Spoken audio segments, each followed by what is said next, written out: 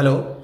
Today we are talking about Israel Palestine conflict. तो ये विवाद चल रहा है, इसकी जड़ क्या है, इसकी जड़ के बारे में, इसके इतिहास के बारे में आज हम जानेंगे। ये जो वॉर चल रहा है, ये लड़ाई चल रही है, ये ज़मीन की लड़ाई है, ये धर्म की लड़ाई है, ये आज़ादी की लड़ाई है। तो इस लड़ाई के बारे में आज हम बात करने वाले हैं। इजराइल के बारे में मैं सबसे पहले आपको बता दूं, अभी जो लेटेस्ट विवाद चल रहा है वो ये है कि 2018 में इजराइल के द्वारा एक लॉ पास किया गया था, जैसे इंडिया में लॉ पास किया गया था CAA NRC का। इसी तरह वहां पर एक लॉ पास किया गया था कि जो यहूदी अगर किसी पैलेस्टीनियन की जमीन पर आके कब्जा कर लेता है और उसे कह देता है कि ये मेरी जमीन है और वो साबित कर देता है, तो वो जमीन उसी की हो जाएगी। वो जो अरेबिक लोग हैं उनको वहां से हटा दिया जाएगा। इजराइल के 14 लॉ है, जैसा हमारा कॉन्स्टिट्यूशन होता है, इसी तरह इजराइल के 14 लॉ जिस पर पूरा इजराइल चलता है। तो अब बात करते हैं इजराइल की। इजराइल जो है एक वेस्टर्न एशियन कंट्री है और तेल अवीव इसकी इकोनॉमिकली और टेक्नोलॉजिकली कैपिटल है। लेकिन इजराइल और पैलेस्टीन जेरूशलम को अपनी राजधानी बताते हैं, लेकिन जेरूशलम इंटरनेशनल कम्युनिटी के द्वारा अनरिकॉग्नाइज्ड है। ऑफिशियल लैंग्वेज इजराइल की हिब्रू है। पॉपुलेशन इजराइल की 90 लाख है। 74% जूइश रहते हैं, यहूद 18%, मुस्लिम 2%, क्रिश्चियनिटी 1.6% ड्रूज एंड 4.4% अदर लोग रहते हैं। इतिहास में इसकी शुरुआत होती है तब से जब ब्रिटिश हुकूमत पैलेस्टीन पर राज कर रही थी। 1914 में जब वर्ल्ड वॉर स्टार्ट हुआ तो 1914 में 29 अक्टूबर को ओटोमन एम्पायर भी फर्स्ट वर्ल्ड वॉर में कूद चुका था। एक सरप्राइज अटैक ओटोमन एम्पायर द्वारा रशिया के ऊपर किया गया था। रशिया ने 1 नवंबर 1914 को वॉर डिक्लेयर कर दिया था ओटोमन एम्पायर के विरुद्ध। रशिया के साथ इसके अलायंस फ्रांस और ब्रिटेन भी थे। इसी वॉर के चलते हुए 1916 में यूके और फ्रांस के बीच में एक संधि की गई। उसको कहा जाता है साइक्स पिकोट एग्रीमेंट। सीक्रेट एग्रीमेंट होता है। आप देख लीजिए ये कितनी कमीनी चीज है ब्रिटेन। इनके बीच में एक एग्रीमेंट होता है कि जब फर्स्ट वर्ल्ड वॉर खत्म हो जाएगा तब ये हिस्सा तुम रख लेना, ये हिस्सा हम रख लेंगे। फ्रांस और ब्रिटेन के बीच में ये संधि हो जाती है। इसका पता रशिया को भी होता है, लेकिन रशिया उसको बोलता नहीं है। जैसे ही रशिया के अंदर 1917 में गवर्नमेंट बदलती है, बोल्शेविक गवर्नमेंट आती है। 1917 के अंदर लेनिन आते हैं। लेनिन इस चीज को दुनिया के सामने एक्सपोज कर देते हैं। 1916 में इसका इस एग्रीमेंट के बारे में दुनिया को पता नहीं होता और 1917 में इसको एक्सपोज कर देते हैं। 1920 में इसका अंत हो जाता है ओटोमन एम्पायर का। तो पैलेस्टीन जो आता है वो ब्रिटिश हुकूमत के हिस्से में आता है। The land controlled by mandate of the British Empire from 1920 to 1948। After First World War Palestine under the British Empire Ottoman region with a small minority Jewish people. अभी जो था, अब जो पैलेस्टीन था 1920 से लेके और 1948 तक ब्रिटिश हुकूमत थी फिलिस्तीन के ऊपर।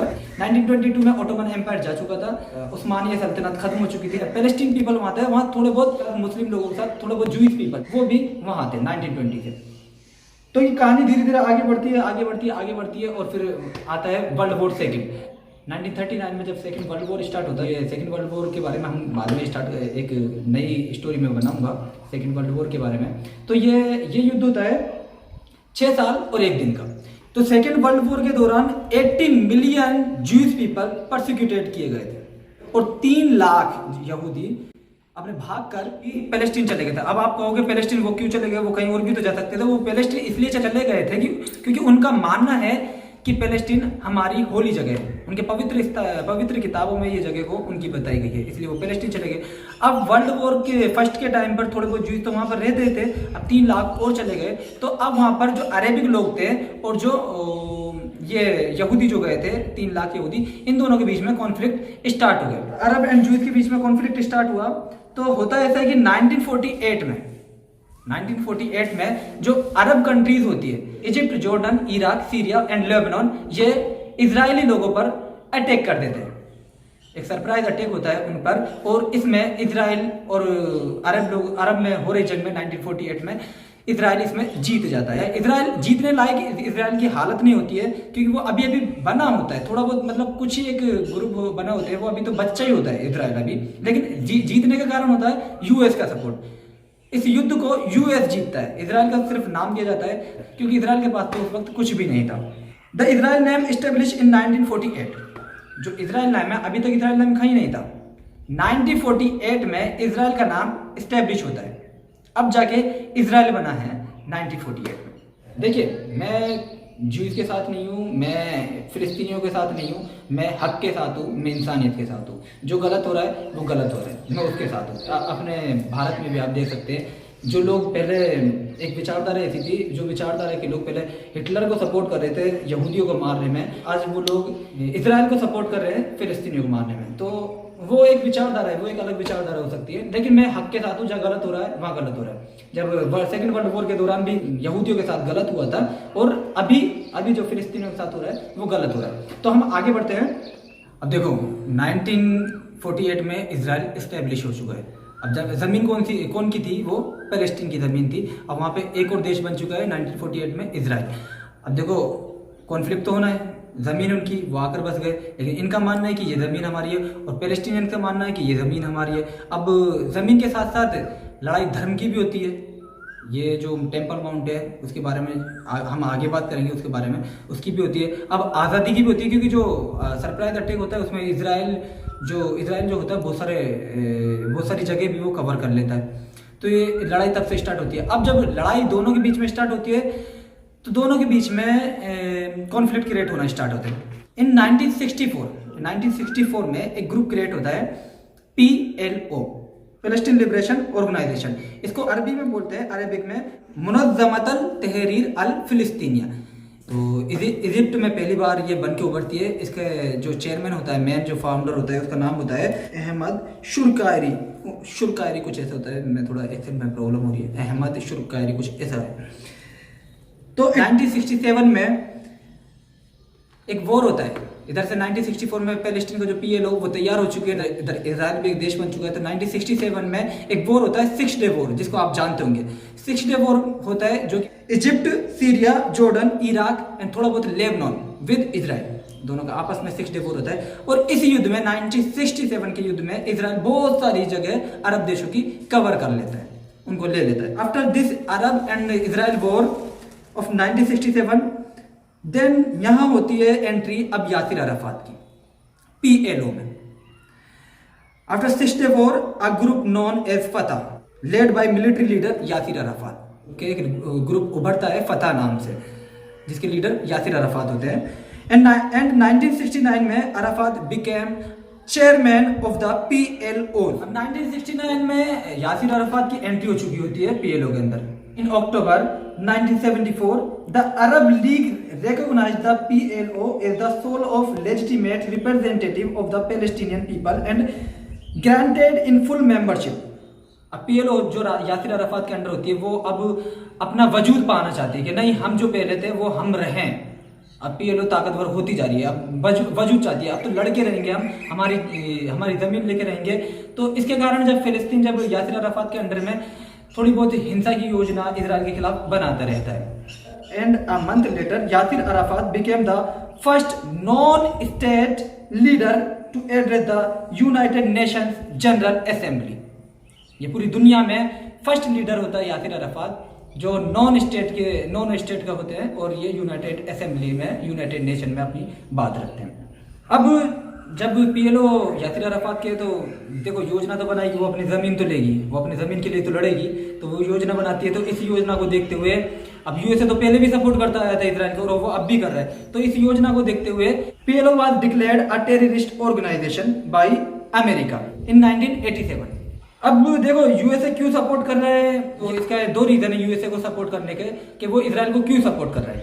देखो पहला सबसे बड़ा रीजन ये है कि अरब देशों में USA के पास, अमेरिका के पास कोई भी बेस नहीं है। कल को मुस्लिम देशों से, खाड़ी देशों से अगर लड़ाई हो जाती है अमेरिका की, तो वहां कोई भी देश नहीं है, सिर्फ एक देश है, वो था सऊदी अरब उसका दोस्त देश था, और वो अभी भी है। लेकिन अगर सऊदी अरब ने भी साथ छोड़ दिया तो वो भी तो मुस्लिम कंट्री है। तो इसका एक बेग देखा उसने इजराइल में उसने अपना बेग देखा कि इजराइल अरब देश में है और ये नॉन मुस्लिम कंट्री है, इसको हम इस्टेब्लिश करेंगे, और इसलिए वो उसका सपोर्ट करता है, ताकि कल को अगर सऊदी अरब भी हमारे साथ ना रहे तो हम इजराइल में अपना बेस खड़ा कर सकते हैं। और दूसरा सबसे बड़ा रीजन है कि अमेरिका, देखो ये बात बिल्कुल फैक्ट है, जो यहूदी लोग होते हैं बहुत मेहनती होते हैं, बहुत मेहनती होते हैं यहूदी लोग। तो अमेरिका के अंदर, USA के अंदर 30% इकोनॉमिकली बिजनेस यहूदियों के हाथ में, यहूदियों के हैं सारे 30%। अब ये कोई 30 लाख 3,000 करोड़ नहीं है, 3 लाख करोड़ नहीं है, बहुत बड़े अमाउंट का बिजनेस होता है 30%। 30% बिजनेस होना एक देश की इकोनॉमी में एक बहुत बड़ा ही हिस्सा होता है ये। अगर मेरा तो मानना ये है कि अगर भारत के रिलेशन किसी से खराब है और वहाँ पर इकोनॉमिकल रिश्ते इतने ज़्यादा हमारे अच्छे होने के चांस है और वो दुश्मन देश है तो उससे दोस्ती कर लेनी चाहिए हमें। युद्ध में कुछ नहीं रखा है, देखिए मौतों के अलावा कुछ नहीं रखा है। अगर आप हिरोशिमा और नागासाकी के बारे में पढ़ोगे तो आपकी रूह कांप जाएगी कि युद्ध क्या होते हैं। हम बात बात पे कह देते हैं युद्ध कर लो, तो युद्ध में कुछ नहीं रखा। देखिए 1987 में पीएलओ के ऊपर सैंक्शन लगा दिए गए थे, टेररिस्ट ऑर्गेनाइजेशन घोषित कर दिया गया था पीएलओ को। तो अब क्या पीएलओ थोड़ा ढीली पड़ती जा रही थी कि मतलब अमेरिका ने सैंक्शन लगा दी तो अब उनके लिए इकोनॉमी के लिए खड़े रहना भी बहुत कठिन हो गया था। तो इसी दौर में 1987 में हमास रेज होता है गाजा सिटी में। देखो गाजा स्ट्रिप एक अलग है, ये जो हिस्सा है ये गाजा स्ट्रिप का, गाजा सिटी इसके अंदर, गाजा स्ट्रिप के अंदर गाजा सिटी है। गाजा सिटी के अंदर हमास 1987 में जन्म लेता है, बोर्न होता है। इसका काम होता है इस्लामिक रेजिस्टेंस मूवमेंट, इसका पूरा नाम है हरकतुल मुकव्वमहल इस्लामिया। इन 1987 में हमास रेज्ड होता है, इसका हेडक्वार्टर होता है गाजा के अंदर, गाजा स्ट्रिप में। तो देखो अब हमास क्रिएट हो चुका है। अब पीएलओ को, हमास को लगता है हाँ पीएलओ तो अब कोई काम की रही नहीं है, पैलेस्टीन अलग होता है, गाजा स्ट्रिप अलग होती है। तो 1991 में अब पीएलओ पे सैंक्शन लग चुके हैं। तो 1991 में मैड्रिड में एक मीटिंग हुई जो कि अमेरिका ने करवाई थी, पीएलओ और इजराइल के बीच में एक मीटिंग करवाई थी अमेरिका ने 1991 में। देखिए 1991 में मैड्रिड में जो हुई बातचीत, उसी बातचीत का नतीजा निकला 1993 में ओस्लो एकॉर्ड पास हो गए, ओस्लो एकॉर्ड साइन किया गया था 1993 में। ये ओस्लो एकॉर्ड क्या है इसके बारे में मैं बता दूं, ये पीएलओ के यासिर अराफात और इजराइल के पीएम यित्ज़हाक रेबिन, ये नाम याद रख लेना, यित्ज़हाक रेबिन, इन दोनों के बीच में ओस्लो एकॉर्ड साइन हुआ था और इसको करवाने वाले थे अमेरिका के राष्ट्रपति बिल क्लिंटन। तो इसको जब साइन किया गया था, फर्स्ट ओस्लो एकॉर्ड साइन किया गया था 1993, ओस्लो एकॉर्ड 2 साइन किए गए। 1993 में ओस्लो एकॉर्ड साइन किया गया था। तब ओस्लो एकॉर्ड ये था कि जो हमने तुम्हारी ज़मीन ली है वो हम तुम्हें वापस कर देंगे, इस पर तुम अपना लोकल गवर्नमेंट की तरह रूल करो और सिक्योरिटी हम देखेंगे, ये इसका था। अब देखो विवाद कैसे थमेगा, ज़मीन तो उसकी थी और ज़मीन पैलेस्टीन की है और इजराइल कह रहा है कि हम सिक्योरिटी देखेंगे, तो कैसे थमेगा। वो एक बार के लिए थोड़ा 10-5 साल रह लेंगे, लेकिन कहीं ना कहीं वो एक मन में कांटा तो रह ही जाता है। लेकिन इससे जो ओस्लो एकॉर्ड से बिल्कुल भी इजराइल के प्रधानमंत्री यित्ज़हाक रेबिन बिल्कुल खुश नहीं थे। आप देख सकते हो फोटो में, ये बिल्कुल खुश नहीं थे, लेकिन यूएसए के दबाव के कारण इन्होंने किया, क्योंकि यूएसए के बिना इजराइल कुछ भी नहीं है और आज भी यही है। आज थोड़ा बहुत मजबूत है लेकिन फिर भी यूएसए सब कुछ मैटर करता है उसके लिए। ये जो ओस्लो एकॉर्ड साइन हुआ था, first Oslo accord Washington DC में हुआ था और ओस्लो का सेकंड एकॉर्ड साइन हुआ था ताबा इजिप्ट के अंदर 1995 में। 2 एकॉर्ड साइन हुए ओस्लो के। तो देखो 1993 में इजराइल ने कहा कि आप अपनी self government West Bank Gaza strip पर रूल कर सकते हो like a local government, total security Israel के हाथ में होगी। जमीन पैलेस्टीन की थी लेकिन अब सिक्योरिटी कौन देख रहा है, इजराइल। तो सही गलत आप जानते हो, आपने विवेक से सोचिए सही गलत क्या हो सकता है। इन 2011 UNESCO admitted full member of Palestine. अब देखो यूनेस्को ने 2011 में फुल मेंबर तो बना दिया, लेकिन इससे खफा कौन हो गए, इजराइल और यूएस। अब यूएस सबसे ज़्यादा फंडिंग करता है यूनेस्को की। यूनेस्को यूएन का एक पार्ट है। यूनेस्को को कहते हैं United Nation Educational Scientific and Cultural Organization. ये इसकी स्थापना 1989 में पेरिस फ्रांस में हुई थी। इसके बारे में हम बाद में बात करेंगे यूनेस्को के बारे में। तो in 2011 UNESCO admitted as full member of Palestine. अब होता क्या है कि इन्होंने इसको बना तो दिया लेकिन यूएस इसके खिलाफ होता है, पैलेस्टीन के खिलाफ। तो US withdraw it's funding which had accounted for about 20% of UNESCO budget. अब यूएस अपनी फंडिंग रोक देता है यूनेस्को की, और जो कि पूरे बजट में से 20% होती है और 20% बहुत मायने रखती है। यूनेस्को अपनी फंडिंग रोक देता है यूनेस्को के प्रति। Finally, in 2013, after the US missed several rounds of payments to UNESCO, the organization suspended US voting rights. UNESCO voting right suspend कर देती है यूएस की, कि जब तुम बजट ही नहीं दे रहे हो, तुम किस बात के भाई किस बात की बादशाहती कर रहे हो। पर उन्होंने उसको डिसमिस कर दिया, उसके वोटिंग राइट को। So US has not been a real UNESCO member for a while. वो और यूएस 2013 से लेकर आज तक रियल मेंबर नहीं है यूनेस्को का। देखिए इतिहास तो जो मेन था वो मैंने आपको बता दिया एक ही वीडियो में। देखिए अभी जो प्रेजेंट में चल रहा है वो है 13 अप्रैल 2021, जो अभी है 13 April, the first day of the Muslim holy month of Ramzan. It was also Memorial Day in Israel, which honors who died fighting for the country. 13 अप्रैल जो ये फर्स्ट डे था रमज़ान का, लेकिन ये 13 अप्रैल जूइश पीपल के लिए भी बहुत महत्वपूर्ण होता है। ये जो कंट्री के लिए जिन्होंने जान दी है उनको याद करते हैं इसमें। आफ्टर 13 अप्रैल के दिन राइट विंग के द्वारा भी बहुत, राइट विंग देखो ये हर जगह होती है, और ये मतलब मैं क्या कहूँ, तुम खुद जानते हो, इतना भड़काऊ भाषण दिया जाता है कि पैलेस्टीन पीपल के सेंटिमेंट्स हर्ट हो गए। 7 मई को पैलेस्टीनियंस ने प्रोटेस्ट किया, और 10 मई को होता क्या है कि a group of Israeli police officers enter the Al Aqsa mosque in Jerusalem. Israel police force Al Aqsa मस्जिद में घुसती है और तोड़फोड़ मचा देती है, रबर बुलेट चलाती है, वहाँ पर प्रेयर कर रहे लोगों को मारती है, लाठी डंडे बरसाती है, वहाँ के अल अक्सा मस्जिद के सब कुछ मतलब जो उनका वो होता है मुस्लिम लोगों का माइक वगैरह उनके तार तोड़ देती है, सब कुछ कर देती है।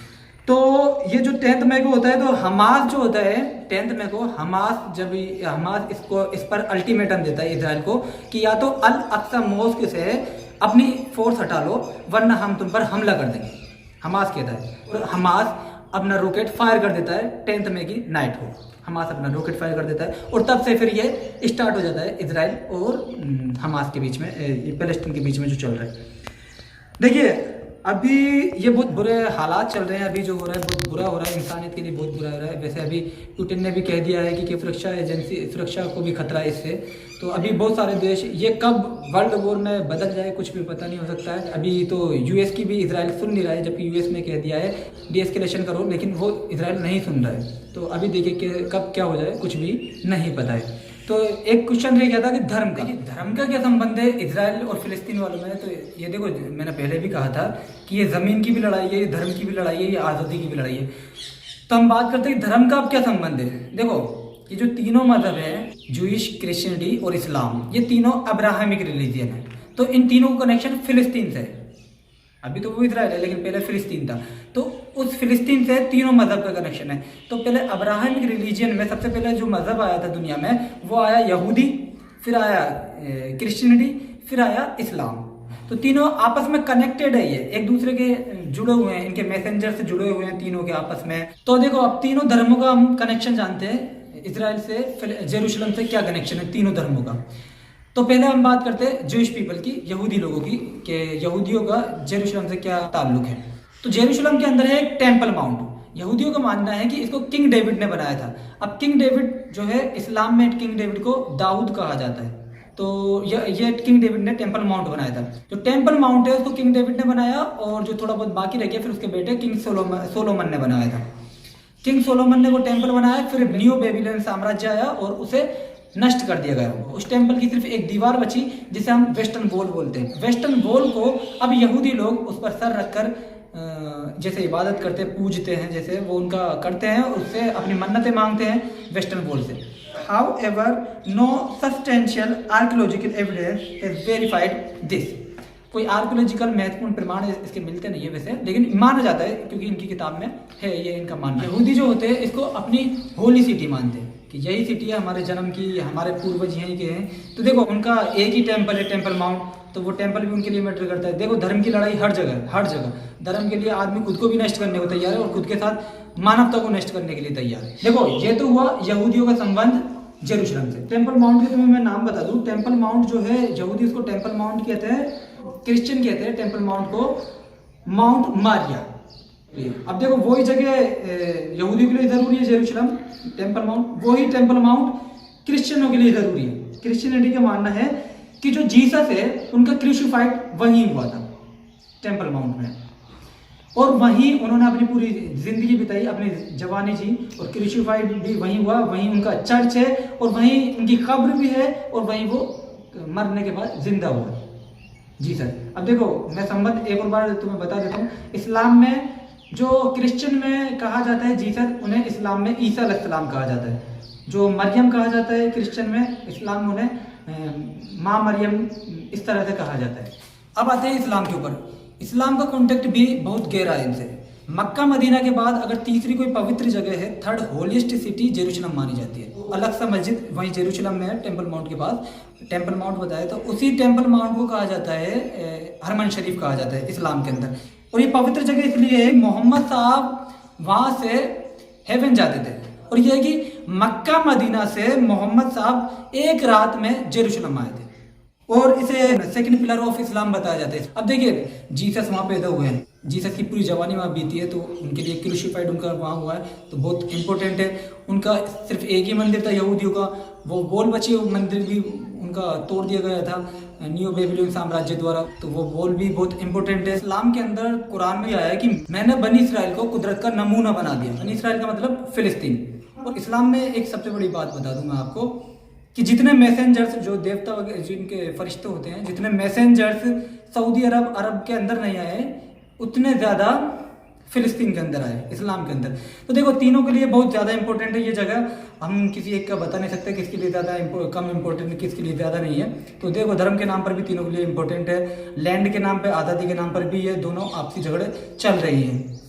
तो ये आपस में तीनों बहुत ज़्यादा कनेक्टिविटी, धर्म की लड़ाई है वो देखो चलेगी। धर्म में तो आदमी खुद को ही भूल जाता है, इंसान खुद नष्ट हो जाता है, इंसानियत को नष्ट कर देता है। तो ये धर्म की लड़ाई है, इसको समझना, ये तो इन तीनों को समझना पड़ेगा, आपस में बैठ के बात करनी पड़ेगी। भाई देखो क्या करना, हम तीनों को बना रहे, धर्म के लिए क्या लड़ना, लेकिन ये समझते तो ठीक है, नहीं तो ये चलता जाएगा कॉन्फ्लिक्ट। वैसे की वीडियो में इतना ही। अब हम आगे बताएंगे आपको कि इंडिया का क्या संबंध रहा है, मतलब इंडिया प्रो पैलेस्टीन कब रहा है, प्रो इजराइल कब रहा है, क्यों इंडिया ऐसे रहा है, इसके बारे में हम आगे की वीडियो में बात करेंगे।